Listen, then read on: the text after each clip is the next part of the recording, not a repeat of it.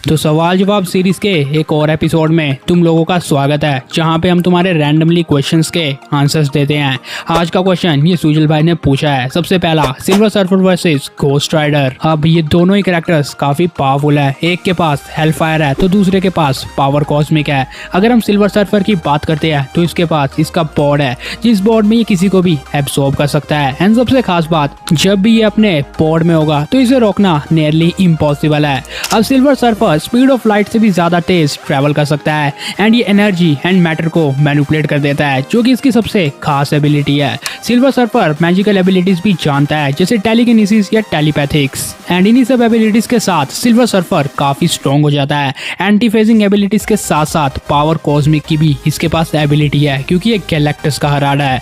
लेकिन अगर हम घोस्ट राइडर की बात करते हैं तो उसके पास हेलफायर है एंड ये नॉर्मल फायर से 1000 गुना ज्यादा पावरफुल है। अब राइडर के पास भी काफी कमाल की एबिलिटीज है। सबसे पहले पेन एंड स्टेयर, जिसमें ये किसी की भी आंखों में देख के उस बंदे की साउल को चला सकता है। बट इस बैटल में ट्विस्ट ये है कि सिल्वर सर्फर के पास कोई साउल ही नहीं है। खैर, घोस्ट राइडर मैजिक भी जानता है, डायमेंशन ट्रेवल भी जानता है एंड जिस भी व्हीकल पे हाथ रख दे ये उसी का हो जाएगा। Ghost Riders ageless and immortal होते हैं, यानी इन्हें मारा तो नहीं जा सकता। इसीलिए हम इस वीडियो में दोनों चीजें डिस्कस कर लेंगे, एक डेथ बैटल भी एंड साथ में नॉकआउट बैटल भी। इसके साथ साथ size manipulation, Saul manipulation, cloning himself और न जाने इसके पास क्या क्या है। तो चलो इन दोनों कैरेक्टर्स को कंपेयर करके देखते हैं कि रियल बॉस कौन है। अब मेरे अकॉर्डिंग तो इस पूरे बैटल में डिपेंड करेगी घोस्ट राइडर की फॉर्म्स, कि वो किस फॉर्म में आके बैटल कर रहा है। अब सिल्वर सर्फर के साथ भी फॉर्म्स का काफी पंगा है, क्योंकि कोई भी सुपर हीरो आके उसे बचा देता है कॉमिक्स के अंदर। जैसे एक बार थॉर ने उसे बीट कर दिया था, एक बार तो डेडपूल ने ही लपेट दिया। लेकिन इनमें से कई टाइम सिल्वर सर्फर अपनी ट्रू पावर्स पे अटैक ही नहीं कर रहा था। तो चलो कराते हैं ऐसे अटैक। पहले तो सिल्वर सर्फर के पास मैटर मैनिपुलेशन है, जिससे वो घोस्ट राइडर के आसपास के पूरे मैटर को मैनिपुलेट करके उसके ऊपर यूज कर सकता है। स्पीड के मामले में दोनों इक्वल है, क्योंकि दोनों स्पीड ऑफ लाइट से काफी ज्यादा तेज है। एंड स्ट्रेंथ, ड्यूरेबिलिटी एंड बाकी एबिलिटीज डिपेंड करेगी घोस्ट राइडर की फॉर्म पे। अब घोस्ट राइडर के पास भी कॉमिक्स में कई फॉर्म रही है, लेकिन जो ओरिजिनल घोस्ट राइडर है यानी जॉनी ब्लेज, उसकी भी दो फॉर्म है, एक नॉर्मल घोस्ट राइडर एंड दूसरा घोस्ट राइडर ज़ेराथोस। अब जो नॉर्मल जॉनी ब्लेज वाला घोस्ट राइडर है, उसमें जॉनी ब्लेज घोस्ट राइडर को कंट्रोल करता है एंड उसकी ट्रू पावर्स पे कभी भी नहीं ले जाके जा सकता। लेकिन दूसरी जगह ज़ेराथोस यानी स्पिरिट ऑफ वेंजेंस खुद घोस्ट राइडर को कंट्रोल करता है एंड इस टाइम घोस्ट राइडर सचमुच नेक्स्ट लेवल बीइंग बन जाता है। तो मेरे ओपिनियन में अगर सिंपल जॉनी ब्लेज होगा तो सिल्वर सर्फर पहले उसे नॉकआउट कर देगा, क्योंकि उसके पास इतनी एबिलिटीज भी नहीं है। जो मूवीज वाला घोस्ट राइडर हमें घोस्ट राइडर 1 मूवी में दिखा था, बस वो उतना ही पावरफुल है। बट जब हम ज़ेराथोस को ऐड कर देते हैं तो उसके पास नेक्स्ट लेवल एबिलिटीज है। पहला, इंक्रीज साइज, जिससे उसने अवेंजर्स के सारे मेंबर्स को अकेला ही बीट कर दिया था। फिर इसके पास क्लोनिंग हिमसेल्फ, जिससे ये अपने जितने चाहे उतने क्लोन्स बना सकता है एंड इसके ये सारे क्लोन्स इसी के जितने पावरफुल होते हैं। इसीलिए सिल्वर सर्फर को पता ही नहीं चलेगा कि रियल घोस्ट राइडर कौन है। तो बिलीव मी, अगर सिंपल घोस्ट राइडर होता है जॉनी ब्लेज वाला, तो सिल्वर सर्फर उसे बीट कर देगा। बट अगर हम बात करते हैं ज़ेराथोस घोस्ट राइडर की, तो आई थिंक वो सिल्वर सर्फर को भी बीट करने वाला है।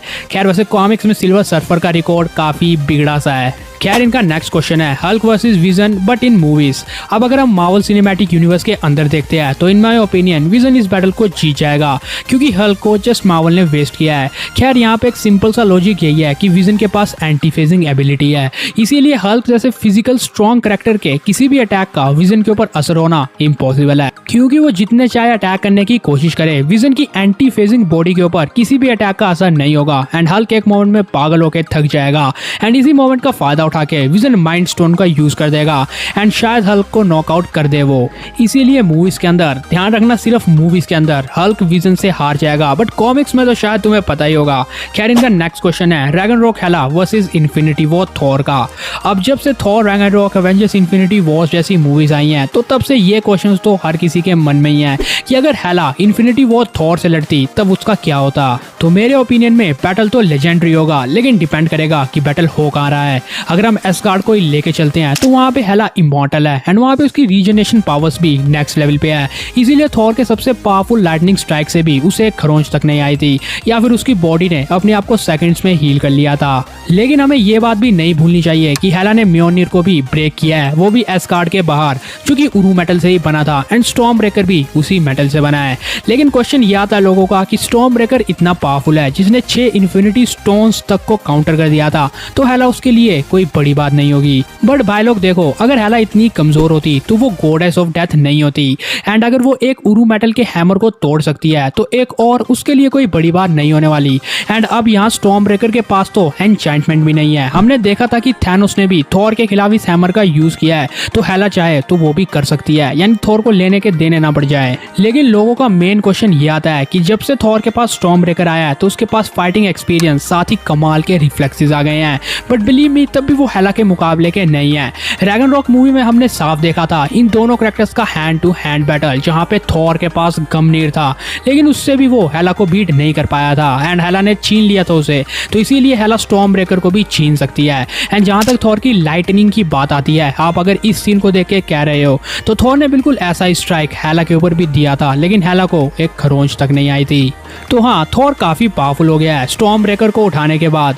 एंड एस्गार्ड में तो चलो कोई चांस ही नहीं है कि वो हेला को बीट कर पाए, बट एस्गार्ड के बाहर भी हेला उससे काफी बड़ी है एंड उसकी बड़ी बहन होने के साथ साथ एस्गार्डियन फिजियोलॉजी का एडवांटेज भी हेला के पास है। और वो सब एबिलिटीज या स्पेशल एबिलिटीज जो थॉर इन्फिनिटी वॉर में यूज कर रहा था वो रैग्नारॉक से ही उसके साथ चलती आ रही हैं। इसीलिए अगर हेला थॉर के हैमर यानी स्टॉर्म ब्रेकर को भी कंट्रोल कर पाए एंड उसे भी तोड़ दे, तब तो थॉर उसके आगे कुछ नहीं रहेगा, बिल्कुल रैग्नारॉक की तरह सब कुछ हो जाएगा। इसीलिए बस स्टॉर्म ब्रेकर को कंट्रोल करने की देरी है, जो कि आई थिंक हेला कर लेगी। इसीलिए थॉर कितना ही पावरफुल हो जाए, अब तक तो वो हेला को बीट नहीं कर सकता जब तक र्यून किंग थॉर नहीं आता। नेक्स्ट क्वेश्चन है god Loki versus true form of Darkseid. अब इन दोनों कैरेक्टर्स की फॉर्म्स के ऊपर ही बहुत बड़े बड़े क्वेश्चंस हैं। अगर आप एमसीयू के लोकी के इस फॉर्म की बात कर रहे हो तो आई डोंट थिंक ये डार्कसाइड के आगे टिकने वाला है, क्योंकि इसकी फुल रिवील हमारे पास नहीं है। देखो, लोकी की ये वाली जो फॉर्म है इसने मल्टीपल ब्रांचेस को पकड़ा है या मल्टीपल यूनिवर्सेस को, ये बात कंफर्म नहीं है। अगर इसने एक ही यूनिवर्स की मल्टीपल ब्रांचेस को पकड़ा है तो डार्कसाइड वो बीइंग है जो मल्टीवर्स के बाहर रहता है एंड मल्टीवर्स के अंदर वो आ ही नहीं सकता अपनी ट्रू फॉर्म के अंदर, तो तब लोकी उसके आगे कुछ भी नहीं रहेगा। लेकिन अगर ये वाले लोकी ने अलग अलग यूनिवर्सेस को पकड़ा है एंड पूरे मल्टीवर्स को होल्ड करके बैठा है, जो कि मोस्ट प्रोबेबली ये कर रहा है, तब भी डार्कसाइड इससे काफी पावरफुल है। क्योंकि इंपॉर्टेंट बात यही है कि डार्कसाइड एक कॉमिक कैरेक्टर है एंड लोकी अभी एमसीयू में ये हुआ है and comics characters live action से काफी ज्यादा पावरफुल होते हैं। लोकी के जो भी अटैक्स है डार्कसाइड के ट्रू फॉर्म्स वो एक सेकंड के अंदर कर सकती है, लोकी से भी काफी तेज। और लोकी को तो पूरे मल्टीवर्स को होल्ड करके बैठना पड़ रहा है एंड उसे पावर देनी पड़ रही है। लेकिन डार्कसाइड डीसी कॉमिक्स के अनुसार इस मल्टीवर्स के भी बाहर रहता है एंड मल्टीवर्स के अंदर कदम भी नहीं रख सकता। तो अगर कोई इससे भी बाहर है एंड लोकी इनको जस्ट पावर दे रहा है, तो मेरे अकॉर्डिंग तो डार्कसाइड लोकी से काफी पावरफुल होगा अपनी ट्रू फॉर्म के अंदर। और हाँ, डार्कसाइड को लेके एक और बात कि जब भी डार्कसाइड मल्टीवर्स में आने की कोशिश करता है तो उसके प्रेजेंस से ही वो डिस्ट्रॉय होना चालू हो जाता है। इसीलिए तो वो एक मल्टीवर्सल लेवल बीइंग है, लेकिन लोकी ने जस्ट मल्टीवर्स को होल्ड किया है। ध्यान से सुनना इन सब बातों को, आप खुद समझ जाओगे कि डार्कसाइड के फीट्स एंड उसके जितने भी हमें अपीयरेंसेस दिखे हैं ट्रू फॉर्म में वो लोकी से काफी ज्यादा पावरफुल है। एंड लोकी की तो सिर्फ एक झलक दिखी है, जिससे ये कैलकुलेट करना नियरली इम्पॉसिबल है कि वो ट्रू फॉर्म ऑफ डार्कसाइड के आसपास भी है या नहीं। डीसी कॉमिक्स को देख लेना एक बार। खैर, इनका नेक्स्ट क्वेश्चन है एटर्निटी वर्सेस ही हू रिमेन्स। अब ही हू रिमेन्स लिटरली एक गॉड है जिसने सब कुछ लिखा है, जो उसने लिखा वैसा ही होता गया। बट यहाँ पे क्वेश्चन ये आता है कि एटर्निटी जो कि मार्वल यूनिवर्स की टाइम गॉड है, वो क्या इसे बीट कर पाएगा या नहीं।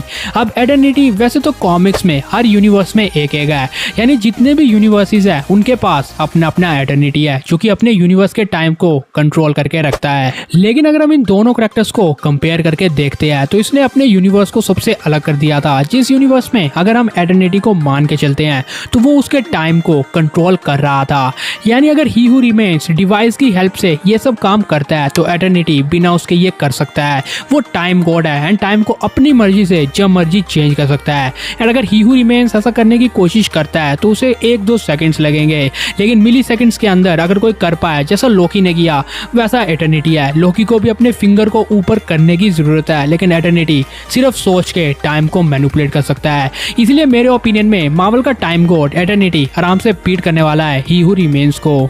अब इनका नेक्स्ट क्वेश्चन है Thanos without stones versus wonder woman, जो कि सचमुच कमाल का क्वेश्चन है, क्योंकि थैनोस बिना इन्फिनिटी स्टोन्स का कितना पावरफुल है ये हमने एंड गेम में देखा था, जहां मार्वल ट्रिनिटी की इसने अकेले ही बैंड बजा दी थी। बट अब इसके सामने वंडर वुमन है जो कि एक टैमी गॉडेस है। तो वीडियो की लेंथ लंबी हो चुकी है, इसीलिए मैं आपको शॉर्ट में समझा देता हूँ।